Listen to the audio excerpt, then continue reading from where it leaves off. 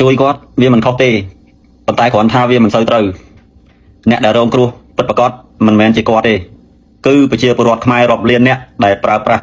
សាំង PTT ហ្នឹងបាទហើយជួយគាត់ក្នុងគណៈនេះដូចជួយបិទបាំងអំពើកេងប្រវ័ញ្ចពីថៅកែការ៉ាសាំងហ្នឹងមកលើបងប្អូនប្រជាពលរដ្ឋខ្មែររាប់លានអ្នកវាច្បាស់ 100% ហើយថាថៅកែជាអ្នកឲ្យគាត់ធ្វើអញ្ចឹងបើថៅកែអត់បានឲ្យគាត់ធ្វើអញ្ចឹងទេគាត់ធ្វើដោយចិត្តឯងប្រកបជាថៅកែបញ្ឈប់គាត់ពីការងារហើយរហូតដល់ពេលនេះគាត់នៅធ្វើការងារធម្មតាអញ្ចឹងហើយបងប្អូនគួរជំរុញឲ្យថៅកែចេញមកទទួលខុសត្រូវបាទហើយតទៅបើគេធ្វើអញ្ចឹងបាន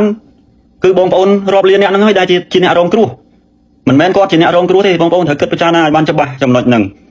ហើយមិនមែនជារឿងក្ររឿងមានទេរឿងខុសរឿងត្រូវរឿងជញ្ជក់ឈាមបងប្អូនបាទកេងប្រវ័ញ្ចពីបងប្អូនមិនមែនយកការអាណិតអាសូរយកមកបិទបាំងការប្រព្រឹត្តកំហុសទេអញ្ចឹងបងប្អូននឹងធ្លាក់ជាជនរងគ្រោះមិនមែនបងប្អូនមិនប្រើសាំងទេបងប្អូនប្រើសាំងគ្រប់គ្នាអ្នកណាក៏ប្រើប្រាស់សាំងដែរបងប្អូនថាមិនមានម៉ូតូជិះក៏បងប្អូនជិះម៉ូតូឌុបទេម៉ូតូឌុបក៏គេចាក់សាំងដែរហើយចាក់សាំងគេយកថ្លៃពីបងប្អូនជិះម៉ូតូឌុបគេហ្នឹងក៏គេយកថ្លៃទៅតាម